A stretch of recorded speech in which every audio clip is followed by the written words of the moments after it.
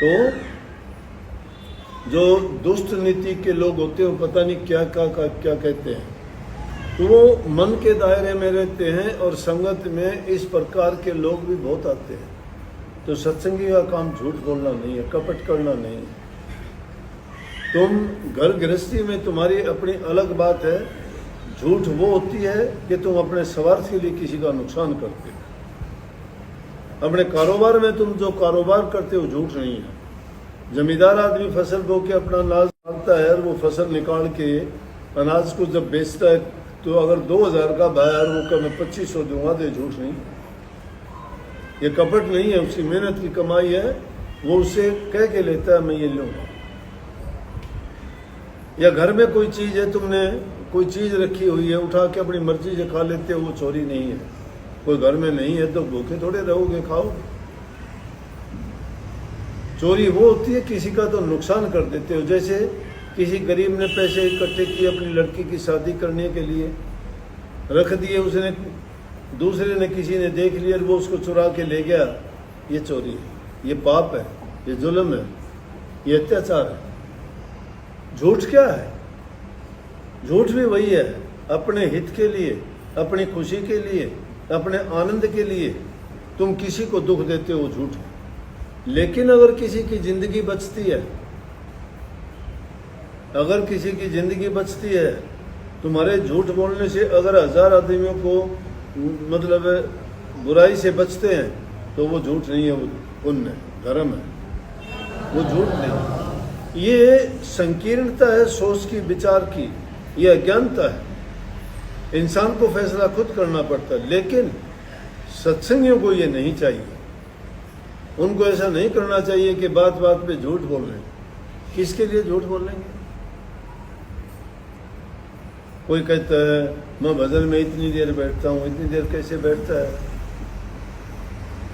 बैठते होगे तो मन में और ही विचार करते होगे। ध्यान में बैठना, ये ध्यान में बैठे हुए, दूसरी जगह ध्यान ही नहीं है। ना तुम्हें भैंस की चिंता, ना गाय की चिंता, ना घर की चिंता, ना बच्चों की चिंता। ये ध्यान है तुम्हारा? ये ध्यान है। आश्रम में बैठे हो, अच्छी शुद्ध पवित्र बातें सुनते हो, मन तुम्हारा विचलित नहीं है, एक ही जगह पे लगा हुआ, ये ध्यान है। और एकांत में बैठ के अगर तुम गाय भैंस की करोगे, ब्याह शादी की सोचोगे, लड़के लड़की के दुख दर्द तकलीफ बीमारी की बात सोचोगे, तुम्हारे शरीर की पीड़ा को याद करोगे, किस डॉक्टर से ऑपरेशन करवाऊं, कल कहाँ जाऊं, परसों कहाँ जाऊं, तो वो तो भजन उन बातों का किया आपने, वो भजन तो नहीं किया। नाम का भजन तो नहीं किया ना। नाम का भजन तो है कि इंसान हर तरफ से अपने मन को हटा के और सिर्फ नाम की ओर लगा दे। नाम है कहाँ? नाम देने वाला कौन है? गुरु। इसलिए कहीं बिना गुरु के सत्संगी जहां गुरु को आगे लेके चलता है उसका रास्ता खुलता चला जाता है। गुरु एक प्रकार की टार्च है, तुम्हें रोशनी दिखाती है रास्ते की कि चलो, कोई अटकलबाजी नहीं है। अगर है तो उससे बच के चलोगे और उसको हटा के चलोगे। इसी प्रकार से भजन अभ्यास ध्यान करते वक्त अंतर में प्रवेश करोगे ना, पहला ही दर ऐसा है जहाँ बहुत से अभ्यासी, बहुत से ध्यान करने वाले, बहुत से तपधारी उसी मंजिल पे ही रह के उन्होंने मान लिया था कि आखिरी मंजिल है। लेकिन आजकल तो इस कलयुग में तो मंजिल इतनी सस्ती होगी, 2 दिन नाम लेते ही 18वीं मंजिल पे पाता है पहुंचा। अनामी धाम से नीचे कोई रहता ही नहीं। तो हमने तो 40 साल बर्बाद कर दिए भाई, हमारे तो मिली को नहीं वो। लेकिन इन लोगों को तो बड़ी जल्दी मिलती है। तो अफसोस आता है कि तुम रास्ते धर्म के चले हो, पुण्य के रास्ते पे चले हो और बोलते झूठ। तुम उस झूठ को देख के सत्संगी क्या सोचेंगे? नकल करते हो, क्या मिलेगा नकल में? किसी के बनने से, डांडी बधाने से महात्मा हो गया क्या तुम? आप नहीं बने महात्मा, नहीं बने ना। इंसान नेक कर्म करता है, भजन करता है, अपने आप को ऊंचा उठाता है। जब तुम्हारी अंदर में खुशबू होगी ना, नाम की कमाई जब करोगे प्रकट हो जाएगी। वो इस प्रकार से जीवों को खींच लेगी जिस प्रकार से चुंबक लोहे के टुकड़े को अपनी ओर खींच लेती है। गुरु के अंदर प्यार होता है, दया होती है, सेवा की भावना होती है। लेकिन दुष्ट आदमी संगत में जाके भी बिगड़ जाते हैं, क्योंकि उन्होंने मन नहीं बदला, चापलूसियां करी उन्होंने, जबान से कुछ बोलते रहे, मन में कुछ था। वो कपटी लोग। तो घट कपट दूर जब तक नहीं होता है तब तक सत्संगी कहलाने के लायक नहीं। पहले एक सच्चे इंसान बनो, फिर तुम सत्संगी बनो, फिर तुम अभ्यासी बनो, फिर उसके बाद कहीं तुम्हारी क्रिया शुरू होगी ध्यान की। ऐसे नहीं होता। संत मत किसी को धोखा नहीं देता, कपट में नहीं रखता, किसी के साथ छड़ावा नहीं करता, आडंबर और पाखंड में नहीं फंसाता, सीधी बात कहता है।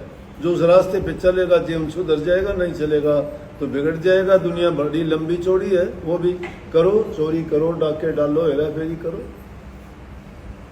ऐसे आदमी सत्संग में नहीं रुक सकते, जिनके दिल में कपट होता है, पाप होता है, झूठे होते हैं, चोर होते हैं, ठग लुटेरे होते हैं। कोई साल में, कोई 2 साल में, कोई 4 साल में अपना उल्लू सीधा करके निकल जाते हैं। वो किसी और काम के लिए आते हैं। जो नाम के लिए आता है उनके लिए तो संतों ने क्या कही कि द्वार धनी के पड़ा रहे। उसकी कोई बात ना पूछो तू कौन है, उससे कोई ये ना पूछो तू क्या खाता, क्या पीता है, क्या काम करता है।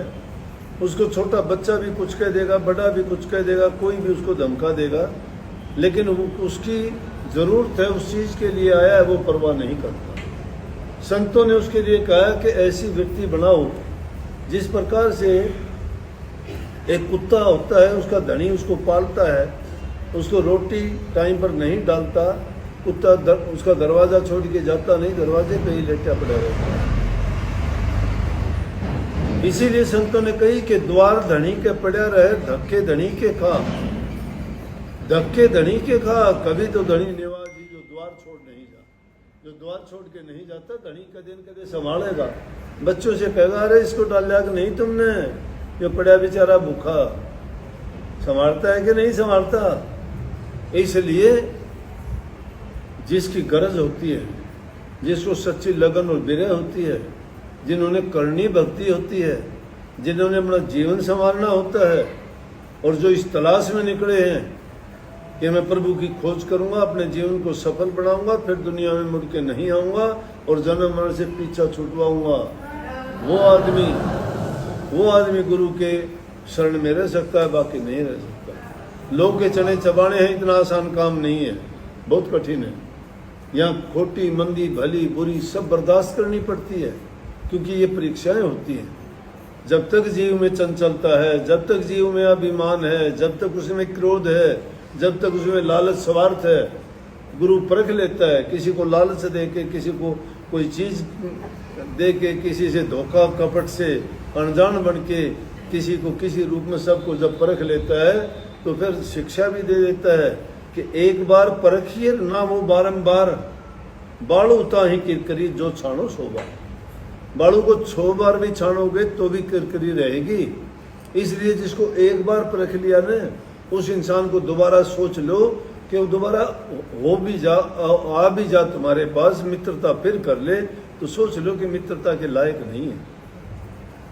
रहीम जी ने कहा रहीमन धागा प्रेम कर मत तोड़ो, चटकाए तोड़े से फिर मिले नहीं, मिले गांठ पड़ जाए।